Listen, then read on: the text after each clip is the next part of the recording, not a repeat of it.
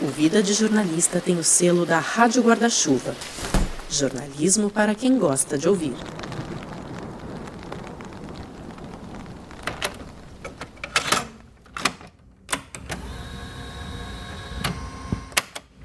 Rodrigo Alves e essa é a série... Oi, tudo bem? Eu sou o Rodrigo Alves e essa é a série que encerra a segunda temporada do Vida de Jornalista.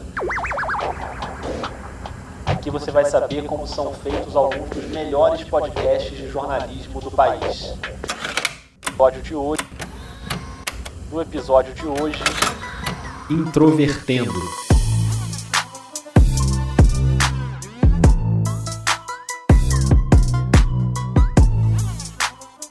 Hoje a gente vai saber mais sobre um podcast feito por autistas, para autistas e para não autistas, para todo mundo. Um olá para você que escuta o podcast Introvertendo, que é o principal podcast sobre autismo do Brasil e que frequentemente traz autistas para discutir autismo no cotidiano.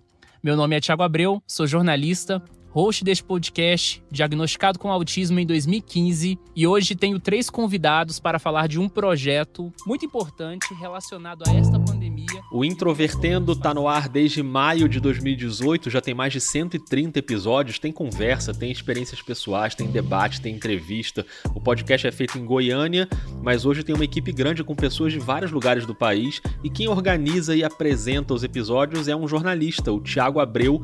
É o Thiago que vai conversar com a gente hoje. Seja muito bem-vindo ao Vida. Olá, Rodrigo, é um prazer responder suas perguntas. Eu comecei a ouvir vários episódios do Introvertendo, já aprendi um monte de coisas que eu não tinha ideia sobre autismo, esse espectro muito amplo e uma definição que não é simples. Ela é muito difícil de entender, porque existem várias formas de você ser e existir dentro desse espectro. E esse clichê do autista sendo só aquela pessoa que fica isolada, fugindo da interação social, isso já começa a ser desconstruído logo no slogan, que é Introvertendo, um podcast onde autistas conversam.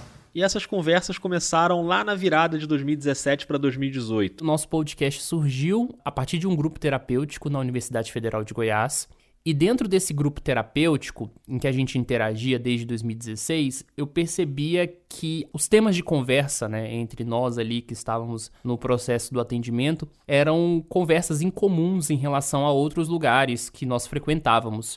E eu achava isso curioso. Ao mesmo tempo, eu já frequentava a comunidade do autismo há alguns anos, e uma coisa que eu sempre percebia é que as produções de autistas, elas eram muito individuais. Então era aquela pessoa que escrevia um texto em blog, aquela pessoa que produzia vídeos no YouTube.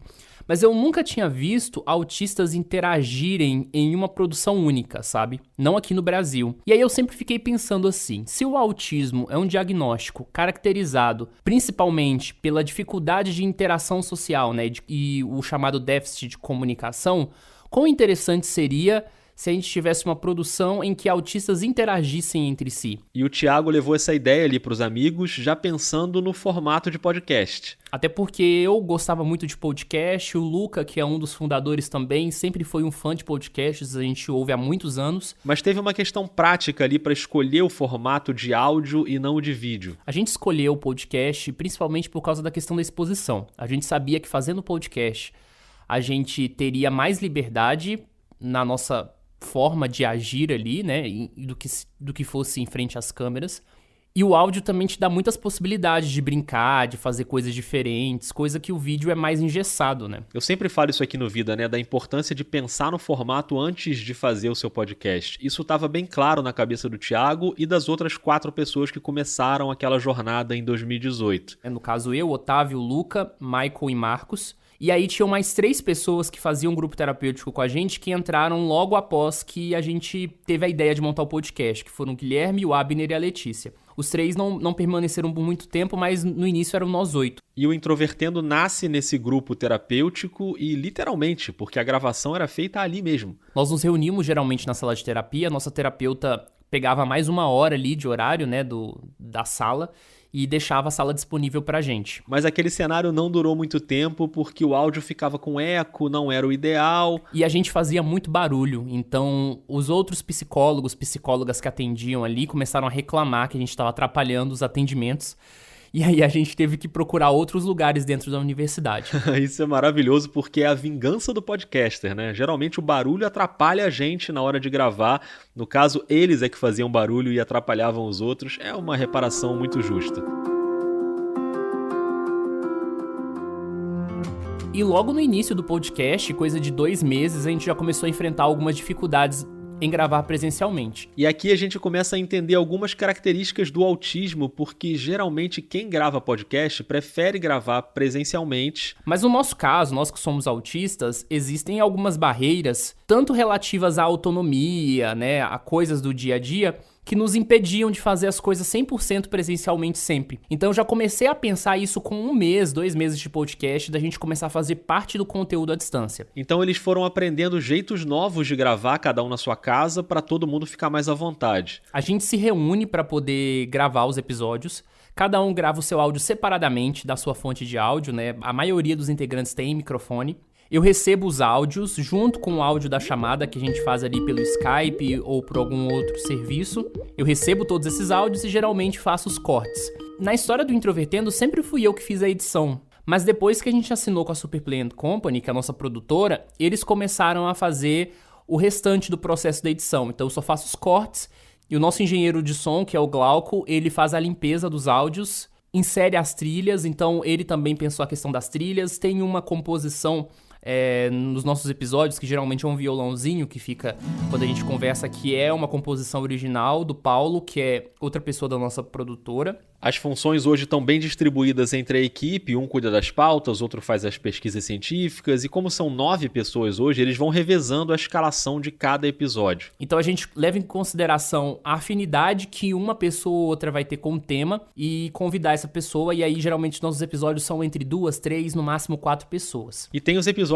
de entrevistas também, aí geralmente quem cuida é o próprio Thiago, que é o único jornalista do grupo. Então nós já gravamos com o André Werner, com o Maurício de Souza, da Turma da Mônica. Olá pessoal, eu sou o Maurício de Souza, pai da Turma da Mônica e, logicamente, muito interessado em tudo que diz respeito ao autismo. Temos personagem autista. Agora então o processo de produção do Introvertendo hoje ele é bastante coletivo de uma forma geral, levando em conta as potencialidades e também as limitações dos nossos integrantes. Então o nosso podcast tem muita gente, né, dentro da equipe em comparação a outros podcasts, justamente para garantir a nossa sobrevivência.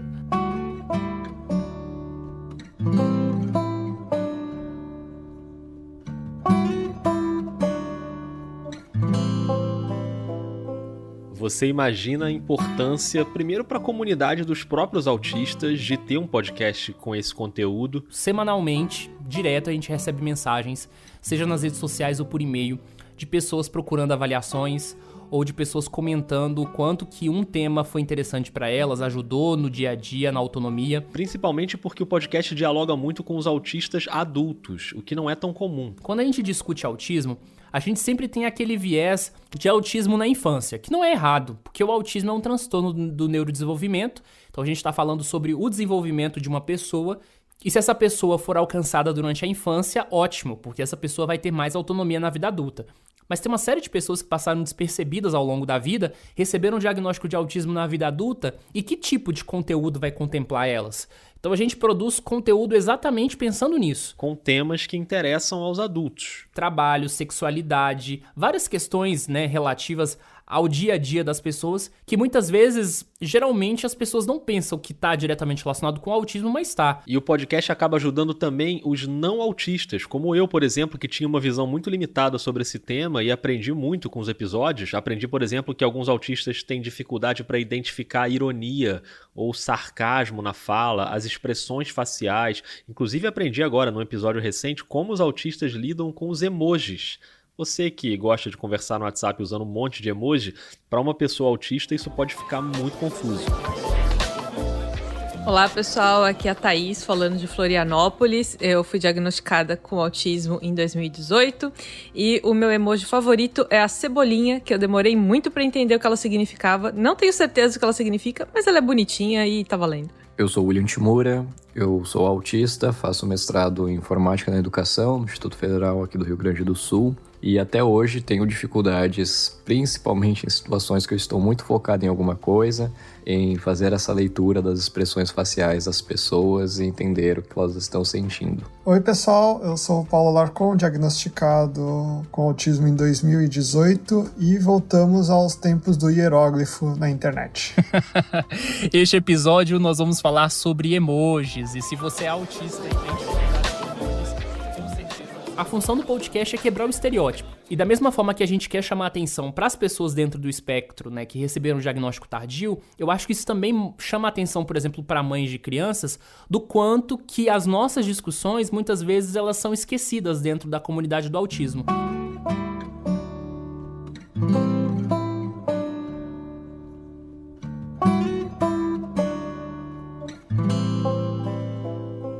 E aqui a gente chega numa questão importante que vale não só para o autismo, mas para qualquer discussão relacionada às pessoas com deficiência, que é a produção de um conteúdo mais inclusivo.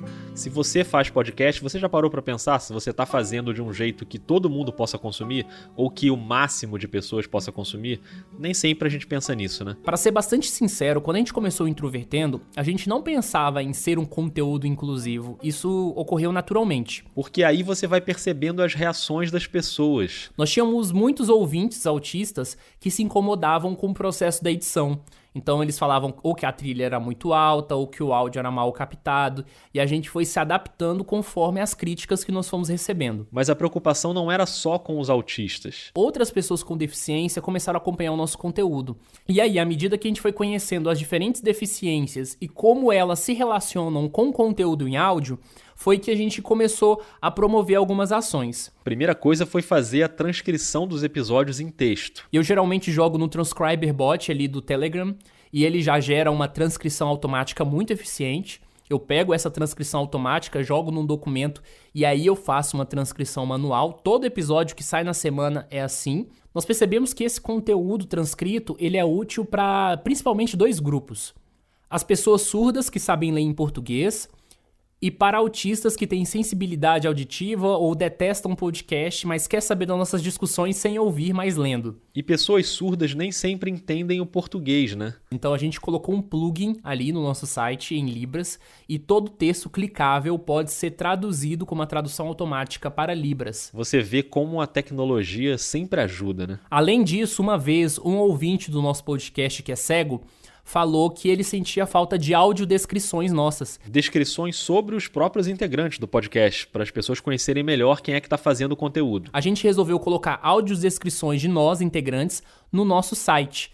Então, quem acessa o nosso site ali, introvertendo.com.br/integrantes, tem a biografia de cada integrante e um áudio da gente se audiodescrevendo. Essas soluções de inclusão valem também para fora do episódio, para aquilo que você produz nas redes sociais, por exemplo. Se você publica uma imagem, coloca lá a descrição. A descrição é o texto alternativo. Tem como você incluir tanto no Instagram, no Facebook, no Twitter. E vídeos também. Se você puder colocar uma legenda, tem hoje aplicativos que você consegue fazer uma legenda automática, que você consegue personalizar a partir disso. São várias soluções simples que ampliam o alcance do podcast e trazem mais gente para sua comunidade. Não é fácil, mas é algo desejável, e se a gente souber usar das ferramentas corretas, a gente consegue pelo menos implementar parte delas. Não dá para ser 100% acessível de uma noite para o dia. Você tem as suas redes sociais do podcast? Faz o texto alternativo dela, já descreva todas as suas imagens, isso já é um primeiro passo.